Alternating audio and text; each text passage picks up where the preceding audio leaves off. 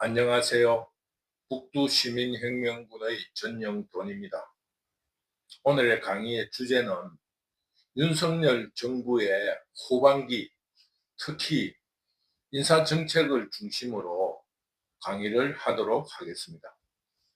대통령 선거에서 윤석열이 대통령으로 당선된 이후 공산좌파와 이재명은 윤석열 대통령의 국정이 폭망하도록 방해하고 여러 가지의 가짜 뉴스를 근거로 폭로를 해왔습니다. 그것은 넓은 의미로 대선 불복이고 또 국가라는 공동체를 망하게 하여 자신들의 진영과 이재명의 사적 이익을 도모하려는 수작이라 할 수 있었습니다. 이런 일은 자유민주공화국의 역사와 헌법을 부정하는 행위로 결코 용납될 수 없는 일이었습니다. 그리고 윤석열 정부의 정치 경험이 없다는 것을 빌미로 적응이 되기도 전에 흔들기를 시작하였고, 그런데도 윤석열 정부는 교과서적인 자유민주주의 이론에 근거를 해서 선의를 보여왔기 때문에 공산좌파들의 준동이라 그럴까? 가짜 뉴스에 근거한 선전선동은 더욱더 치열해졌습니다. 그러나 이런 윤석열 정부가 공산좌파들의 흔들기라는 변명만으로는 윤석열 정부의 국정 실패를 용납할 수 없는 몇 가지의 오류가 있었습니다. 첫째는 국민들의 요구를 모른 척했습니다. 국민들이 현직 검찰총장을 불러내서 대통령을 만들 때에는 그 검찰총장으로서의 장점, 즉 전 정부, 문재인 정부의 범죄와 적폐를 청산하라는 것이었는데, 이런 것을 윤석열 정부가 모른 척했다는 겁니다. 어떻게 모른 척을 했느냐? 학창시절 모의 재판에서 독재 정치를 한 전두환 대통령을 사형 선고를 내렸다고 자랑삼아 이야기하면서 그 이론적인 그 법칙, 그리고 자유민주주의의 원칙을 자랑했습니다.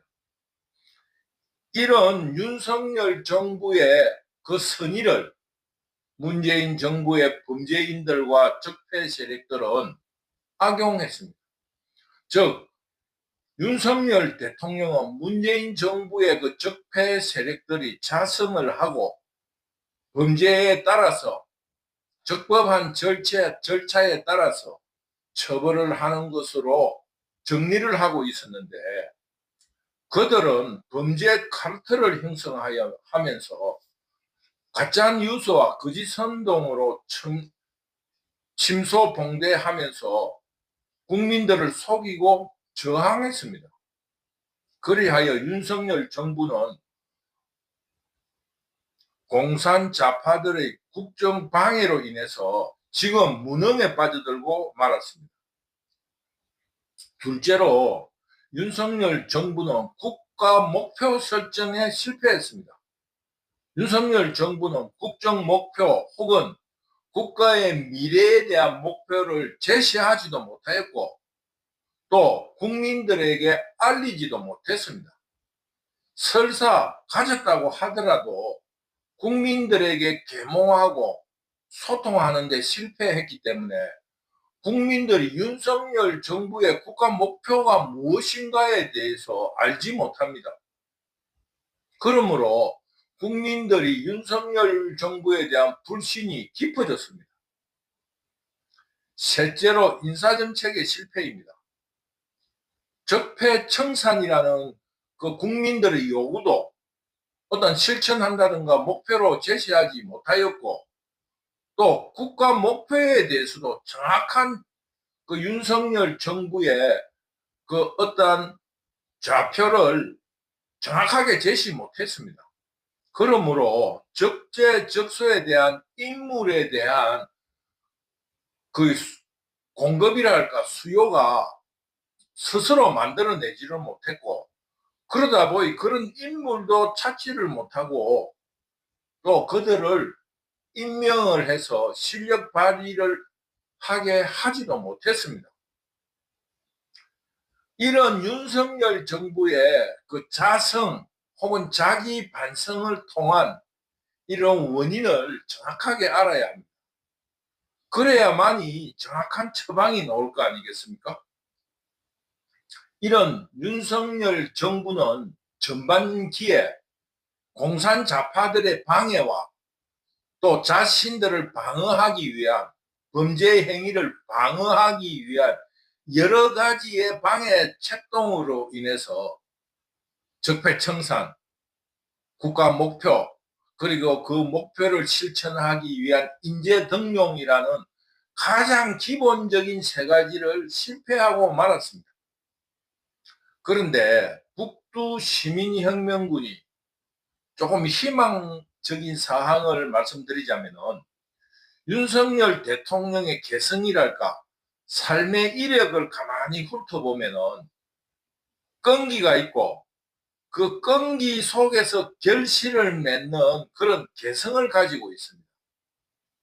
그리고 이런 인생관을 스스로 믿음으로 가지고 있는 듯 하기 때문에 후반전에 이제부터 성과를 낼 수 있을 것이 아닌가라는 막연한 기대를 하게 합니다. 그런데 재미있는 현상들이 일어나고 있습니다. 이재명의 선거법 위반, 허위사실 공표에서 징역 1년, 집행유예 2년을 선고받았습니다. 그리하여 이재명은 피선거권을 박탈당하게 되었고, 내일 모레 25일에 있을 위정교사에 법정 구속이 될 우려가 있자 공산 좌파들이 전략적인 속임수인 완전 항복이라는 말을 주변에 흘리고 있습니다. 이런 현상은 공산 좌파들의 전통적인 전략 전술인데, 적이 공격하거나 강하면 거짓 항복을 하고 적이 휴식하거나 약해지면 다시 공격한다는 전술에 따른 것이라 할 수 있습니다. 이것은 중국 공산당이 쓴 전술로 힘이 붙이고 약해지니까 국공합작으로 일본을 물리치자고 하면서 그런 명분으로 자신들은 그 장개석 부대에 기속을 해서 그 항일 전선을 하면서 이 장개석 부대가 조직이 느슨해지자 다시 장개석 부대를 공격하여서 장개석 부대를 완전히 괴멸시킨 그런 현대사의 기록이 있습니다. 그러므로 절대 속거나 약해지지 말고 공산 좌파를 완전히 괴멸시켜 자유우파의 르네상스를 만들어내야 합니다.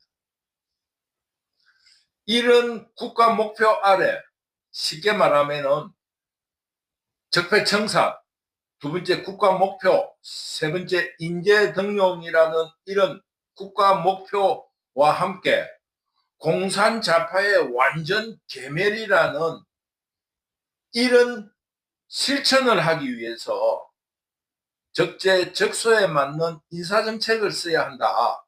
이런 것을 북두 시민혁명군이 제시합니다. 2002년 월드컵에서 한국이 4강의 목표를 달성하면서 감독인 외국인 히딩크에게서 배운 것이 인사가 능력에 따른 적재적소에 이루어져야 한다는 것이었습니다.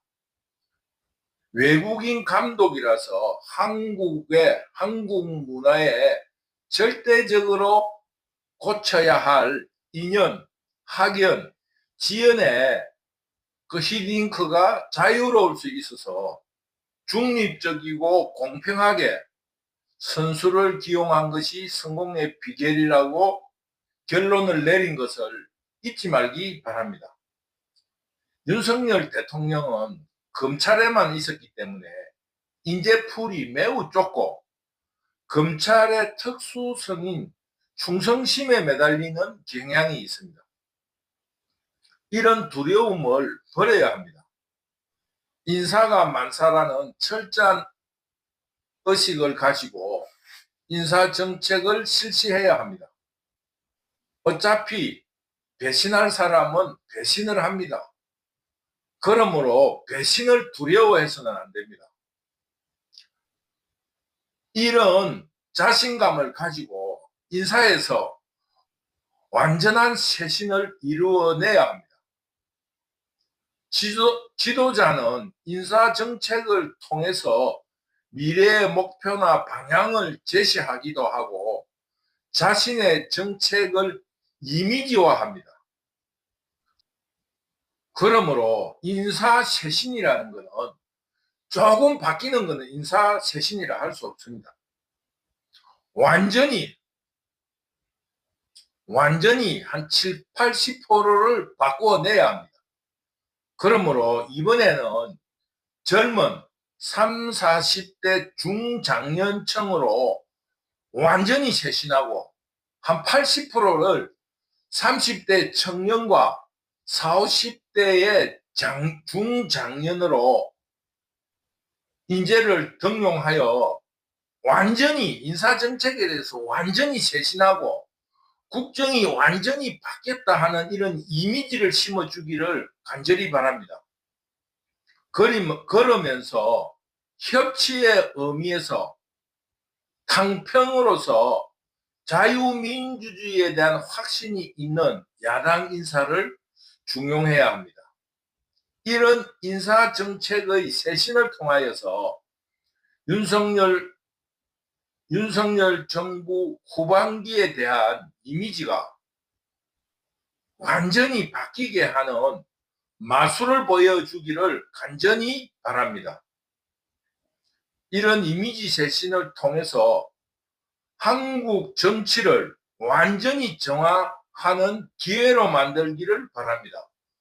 공산좌파를 완전히 척결하고 범죄 카르텔을 철저하게 처벌을 하면서 자유우파의 기득 세력을 청소하고 쇄신하게 하는 기회가 되는 것을 말하는 것입니다. 이런 인사쇄신을 통해서 그동안 공산좌파의 선전선동에 속은 국민들이 윤석열 정부의 정체를 올바르게 인식하는 계기가 되어서 국정 운영을 성공적으로 이끌어갈 수 있기를 바랍니다. 북두시민혁명군은 윤석열 정부의 성공을 위해서 진심으로 전력을 다해서 협력할 것을 말씀드립니다. 오늘도 북두시민혁명군 유튜브를 시청해 주셔서 감사합니다. 감사합니다.